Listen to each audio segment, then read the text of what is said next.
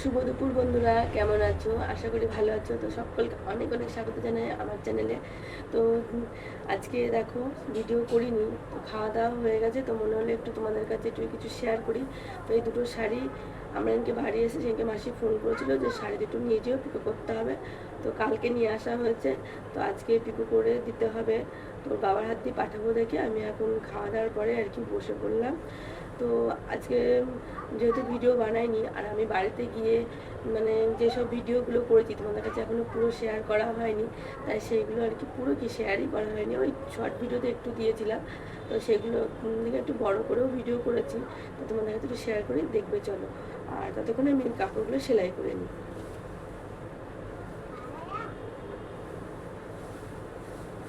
মায়ের পূজার সময় ভিডিওটা করতে পারিনি, তখন বরমশাই ঘুমাচ্ছিল, তাই আমি আর কিছু কাউকে বলতেও পারিনি। তো যাই হোক, পুজোর প্রসাদ নিয়ে তারপরে চলে এসেছি খাবার খেতে সবাই মিলে এখানে। ছেলে এইবার খেতে পারবে না। ও জিলিপি বিলিপি খাইছি। তুই বলে দিদার কালা যাচ্ছিস নে, কাল দিদার ভালো লাগছে না তাই না? কালো বড় ভালো লাগছে, তোর ছেলে কালো বউ নেবে। যাদের কথা ভিডিওর মধ্যে শুনতে পাচ্ছিলে তাদেরকে ভিডিওতে দেখাতে পারলাম না, কারণ ভাই ভিডিও করছিল, তো তাই ভাই বুঝতে পারিনি। আমি ওকে বলছিলাম ইশারা দিয়ে, বুঝতে পারিনি। আর ওই পিসিরা আমাদেরকে খুব ভালোবাসতো, আর আমাদের 3 ভাই বোনকে কোলে পিঠে করে মানুষ করেছে। নাহলে আমার মা একা একা এই ছোট 3টে বাচ্চা নিয়ে একা কিছুতে সামলাল দিতে পারতো না। আর অনেকদিন পরে দেখে পিসিরা খুব খুশি হয়েছে। বন্ধুরা দেখো, গোগলকে এখন এই চিড়ে প্রসাদটা খাওয়াচ্ছি। তো এই প্রসাদ ছোটোবেলায় মারামারি কাড়াকাড়ি করে নিতে হয়েছে, আজকেও কত ভিড়ের মধ্যে নিয়ে এসেছি। আমরা ছোটোবেলায় কী করতাম বলতো, একবার নিতাম আমরা আবারও গিয়ে এরকম হাত পেতে নিতাম। এখন তো সেই বয়স নেই। তো দেখো এতদিন বাদে আবার খাচ্ছি, মানে কতদিন বাদে যে এই প্রসাদটা খাবো মানে বলতে পারছি না, তবে একটুখানি খেয়েছি, খুব ভালো লাগছিলো। আমি ছেলেকে এখন খাওয়াচ্ছি, কারণ ওখানে ভাত খেতে বসেছি, একটা ভাতও খায়নি। ভাতগুলো প্রচুর শক্ত, আর এত লোকের রান্না তো একটু শক্ত করেই নামাতে হবে, আর প্রচুর ঝাল, যার জন্য ওকে দিতে পারিনি। আর ও খেতেও চাইনি, ওখানে প্রচণ্ড গরম লাগছিল, তাই এখানে এই চিড়ে প্রসাদটাই খাওয়াচ্ছি। ভাত রাতে করলে পরে তখন ওকে খাওয়াবো, আর খাওয়াবো না মনে হচ্ছে। ওদিকে আকাশে দেখো কি মেঘ করেছে, এদিকে তারপর তো আবার কীর্তন আছে। এই কীর্তনে তো কি ঝাপান হবে, তাই তো তোমাদেরকে সবই একটু একটু করে শেয়ার করবো, ঠিক আছে? আর যেটা বলতে রাতে বলতে কি বলতো, ও না টুকিটাকি এটা ওটা খাচ্ছে, আর ওর জন্য আর ভাত খাওয়াবো না। তাই রাত্রে হলে একবারে তাড়াতাড়ি করে ভাত বসে খাই দেবো। আর ঘুমিয়েও পড়ছে, এই 5টার সময় উঠেছি, উঠে মানে 1 ঘন্টা ঘুমিয়েছে মাত্র, তাও মানে ঘুমাবে না, জোর করে ওকে ঘুম পাড়ানো হয়েছে, যাতে একটু মানে আমাদেরকে একটু শান্তিতে ঘুরতে দেয়। তো যাই হোক, ঘুমিয়েছে, এতেই অনেকটা। তো আমরা এখন যাচ্ছি গান শুনতে, ঝাপান হবে না পদ্মা পুরাণ হবে, তো এটা দেখতে যাচ্ছি, চলো তোমাদেরকেও দেখাবো। তো আমার বোন যাচ্ছে সঙ্গে, বোন বলতে আমার কাকার মেয়ে। তো ও এসেছে, আমার আর দিদি আসেনি। আর জানো তো, ও যে আসবে আমি জানতামই না। ও যে এসেছে বলে যে আমার কী মনটা ভালো লাগছে তোমাদের বলে বোঝাতে পারবো না। আর এই মাঠটায় দেখছো কত মেলা বসেছে, আমি তো মানে পুরো মানে কি বলবো যে কী যে হয়ে গেছি আমি নিজেই জানি না। কারণ আমাদের এই মাঠে ছোটোবেলাতে কত খেলা করেছি, আর আমাদের বাড়ির একটা বাড়ির পরেই আর কি এই মাঠটার এত খেলাধুলো করেছি। আর এই মাঠে ছিল রড, সেই রডের মধ্যে দড়িটা নিয়ে দোলনা খেলতাম। তো নানান রকম ছোটোবেলায় খেলা করেছি, সেই সব এই মাঠে এরকম মেলা বসেছে, আর এরকম গান হচ্ছে, আমার কি ভালো লাগছে। সামনে রথের মেলাও হবে, আর আমাদের হরিবাসরে পুজো হয়, গান বাজনা সব রকম, কিন্তু এইখানে হয় না, এখানে এখন হচ্ছে, আমার খুব ভালো লাগছে। আর জানো তো, এই গান শোনার জন্য আমরা 4-5 দিন স্কুল কামে করতাম ছোটোবেলায়, আর এই যে অনেক দিন পরে দেখছি। আর জানো তো, রথের মেলা দেখতে আমরা বেপাড়ায় যেতাম, আর এখন আমাদের পাড়ায় সবাই রথ দেখতে আসে। আমার মানে আমি মিস করছি সব কিছু। আসলে তো আমার সবসময় আসা হয় না, অনেক দিন পর পর আসি, তার জন্য আমি সব কিছু মিস করি। আর কিন্তু আমার বোনেরা আরও অনেকেরা সবাই আসে, তারা দেখে। আর এনাদের গানগুলো তোমাদের শোনাই একটু, শুধু আমার বক বক করে গেলাম। এনারা কিন্তু ছেলে, সবাই মেয়ে সে যে গান করছে। আর লক্ষিন্দরকে খুব সুন্দর মানিয়েছে, কিন্তু বেহুলাকে সেরকম মানেনি, সেটাই বলছিলাম।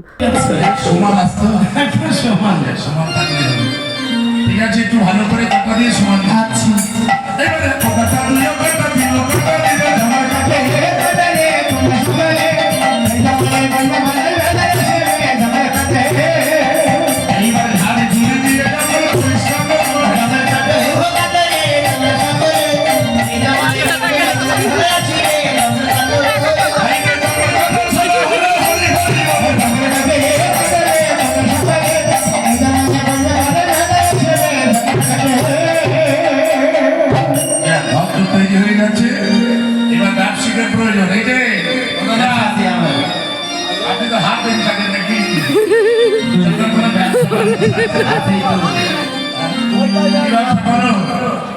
ভিতরে হাত দিয়ে পাছাই মারি ও ব্যায়াম শিখে এখানে দরকার নেই স্বামী ওই ব্যায়াম শিখাচ্ছে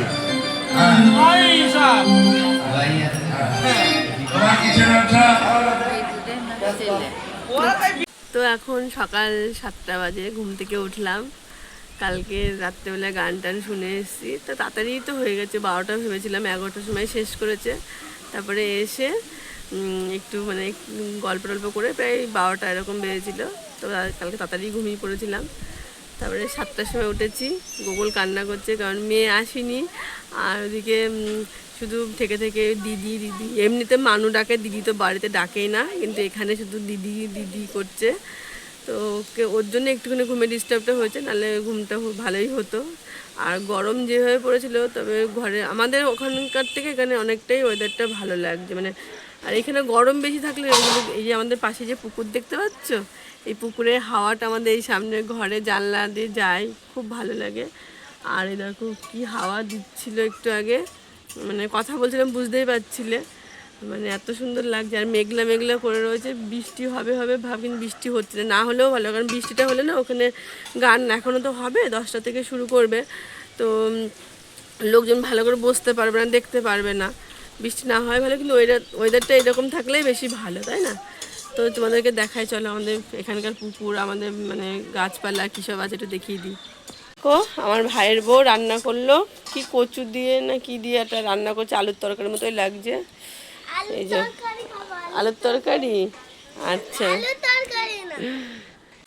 তো এই দেখো, এই নারকেল গাছগুলো কিন্তু আমি যখন ছিলাম তখন কিন্তু ছিল না, আমার বিয়ের পরে থেকে হয়েছে, গাছগুলো লাগানো হয়েছে। তো দেখো একটা একটা করে 2টো নারকেল গাছ হয়েছে। এখানে কদম গাছ ছিল, আমি লাগিয়েছিলাম, সেই গাছটা বিক্রি করে দিয়েছে কেটে।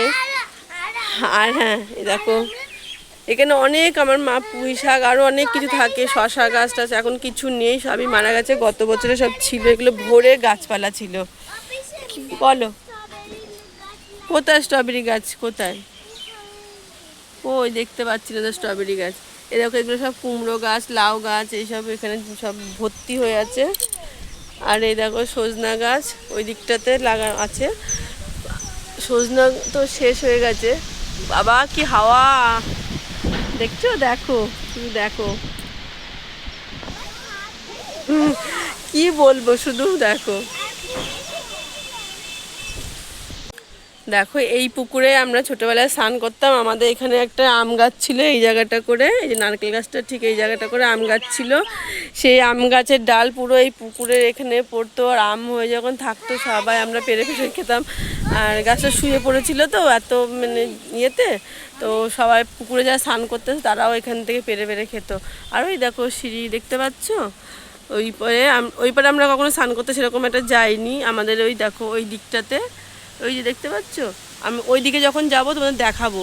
ওই যে দেখছো গুড়াটা গাছের, ওই বট গাছের ওইটা পড়ে রয়েছে, তোমাদের দেখাবো। বট গাছটা তার নেই, ওখানে আমাদের ময়ূর লাগানো হতো, বাঁশের ময়ূর, সেখানটাতে আমরা স্নান করতাম। আর আমরা এখান দিয়েও নেমে পড়তাম। আমাদের পুরো এই পাশটুকু আমাদের ছিল, এখন তো ভাগাভাগি হয়ে যাওয়ার পরে এই দুই দিকে, ওইদিকে আমার ওই যে কাকাদের, আর মানে এই দেখা যাচ্ছে ওইটা, ওই যে কলটা দেখতে পাচ্ছ, আর এইটা হচ্ছে আমাদের,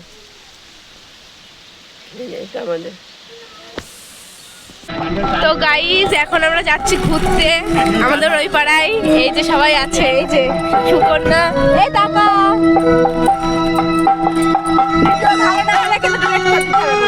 কি সুন্দর একটা ওয়েদার, আর কি সুন্দর মানে হেভি সুন্দর লাগছে। দেখো কত বড় জায়গা, কত বিঘে যেন, 9 বিঘে সব মিলে। পুরোটা আমার কাকা আছে, 3 কাকা। তো দেখো পুকুরটা কত বড়, ওই দেখো শেষ মানে বড় কর, হ্যাঁ করেছি। দেখো 9 বিঘের মধ্যে কতটা আর কি ড্যাং মানে মাটি রয়েছে, কতটা পুকুর, 7 বিঘা মানে পুকুর আছে। হ্যাঁ 7 বিঘা পুকুরের এটা, কিন্তু আগের থেকে অনেক জঘন্য হয়ে গেছে পুকুরটা, কি সুন্দর ছিল।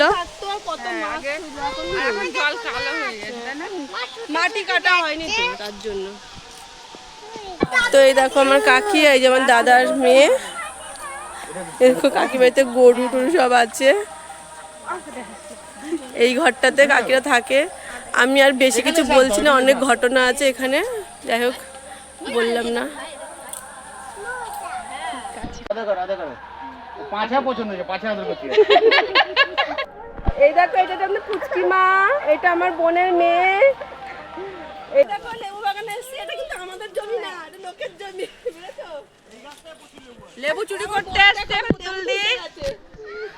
তোমাকে ধরবে, আমার জামাই বাবু লেবু চুরি করতে আসছে এই বাগুড়াটির থেকে। এই যে শয়তানি দেখো এমন জায়গায় বসে এমন ভাব নিচ্ছে যে কোথাও একটা না ঘুরতে গেছে। দেখো দেখতে কিন্তু ভালোই লাগছে, তাই না? কোথায় আসছো তুমি ঘুরতে? দেখো, আর এদিকে দেখো সব আমরা বোনেরা মিলে দেখো কাকি জোর করছে খাওয়ানোর জন্য। তাই কাকি দেখো এই যে গরুর দুধের দই একদম, এই দেখো একা একা খাচ্ছে আমাদের পুচকি মা। এই দেখো এইটা একটা আমাদের পুচকি মা, হ্যাঁ এই দেখো একটা পুচকি, দেখো সব খাওয়া দাওয়া করছে। দেখি মাম, সবাই এখন দেখো মুড়ি খাওয়া হচ্ছে, সে বেশ আনন্দ করেই খাওয়া হচ্ছে, কান্নাকাটি হাসাহাসি সব রকমই চলছে আমাদের। মাসে 5-6 টাকা করে ইনকাম হয়, কোনো মাসে 5-6। যে না বলেছি মদের বোতলে বাড়ি চলে গেছে, বউকে বলে মদ খাওয়ার ভিডিও করো। তো দেখো আমার মা এখন রান্না করছে, সকালে ভাইয়ের বউ রান্না করেছে আর এখন আমার মা রান্না করছে। ভাত হয়ে গেছে, কুমড়োর ডোকা রান্না হচ্ছে, সেটা তো দেখাতে পারলাম না, আমরা কাকার বাড়িতে গেছিলাম সেই সময় মা রান্না করেছে। আর এখন মুরগির মাংস রান্না করা হচ্ছে। দেখো কাঠের জালে রান্না, চা আলাদা একটা গন্ধ, সেই স্বাদ। এদিকে বৃষ্টি পড়ছে, দেখো বৃষ্টির মধ্যে ভিজে ভিজে বাসনগুলো মাজলো। ওই দেখো বৃষ্টি পড়ছে, দেখো ওদিকে গান হচ্ছে, আমরা যাবো গান শুনতে খাওয়া দাওয়ার পরে। তো এই যে আমার মা এখানে পুজো দিচ্ছে, আর এটা আমার ভাইয়ের মেয়ে, আমার কটকটি মা। তো সামনে চলে এসছে। তো দেখো আমার ছোটো ভাইয়ের ঘর এটা, আর ওই দিকে একটা বড়ো ভাইয়ের ঘর। আর তোমাদের তো দেখানোই হলো না, পুকুর পাড়ে বলেছিলাম ওইদিকে নিয়ে যাব, মানে ওখানে মন্দির আছে, রাম মন্দির দাদু করেছে, সেসবগুলি দেখাতে পারলাম না, অন্যবার এসে আবার দেখাবো। আর এই দেখো আমার দাদার জায়গাটা কিনে নেওয়া হয়েছে, যে দাদা আমার মারা গেছে, তো সেসব থাক।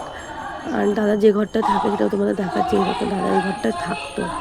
আমার দাদা মারা গেছে শুধু একজন মহিলা, মানে আমার দাদার বউ যে ছিল তার জন্যই, আর বেশি কিছু বললাম না। আর এই দেখো ব্লু কালার যে শাড়ি পরে নাচ করছিল আমার পাশে ওই দিদি, মানে সবার সঙ্গে আমার দেখা হয়ে খুব ভালো লাগছে। দিদি জোর করে আমাকে যে নাচাচ্ছিল। তো যাই হোক খুব ভালো লাগলো। আর এই যে মিলন হচ্ছে, আর রাত্রেবেলা আবার বাউল গান হবে। যিনি গান করছেন ওনার নাম বাণী চক্রবর্তী।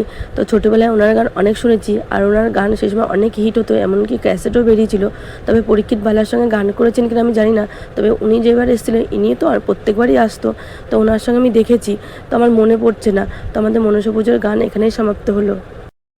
তো শাড়িগুলো হয়ে গেছে, ওর বাবা ঘুমতে ঘুটে পড়েছে। আসলে কি বলতো সুচ ভেঙে গেছিলো, যে ওই যে যেদিনকে বাড়ি গেলাম, মানে আজ আবার আগের দিনকে বসেছিলাম তখনই সুচটা ভেঙে গেছিলো। আমি গায়ে মাখা খোসা সেলাই করতে গিয়ে, শাড়ি সেলাই করতে গিয়ে না, তো আর লাগানো হয়নি। তার বসি উনি শাড়ি সেলাই করতেই আজকে বসলাম, তো সেই সুচটা লাগাতে গিয়ে আরেকটা সুচ ভেঙে গেল, মানে ঠিকঠাক লাগাতে পারিনি। তো যাই হোক একটু দেরি হয়ে গেল, ওর বাবা রেগে গেছে, তাড়াতাড়ি করে এটা দিয়ে দিতে হবে। তো কেমন লাগলো বলো, আমাদের মানে বাড়ি, আমার গ্রামের বাড়ি কেমন লাগলো তোমরা অবশ্যই কিন্তু কমেন্ট করে জানিও। আর হ্যাঁ, আর আমার ভিডিও ভালো লাগলে আমার চ্যানেলটিকে একটু সাবস্ক্রাইব করে দিও। টাটা।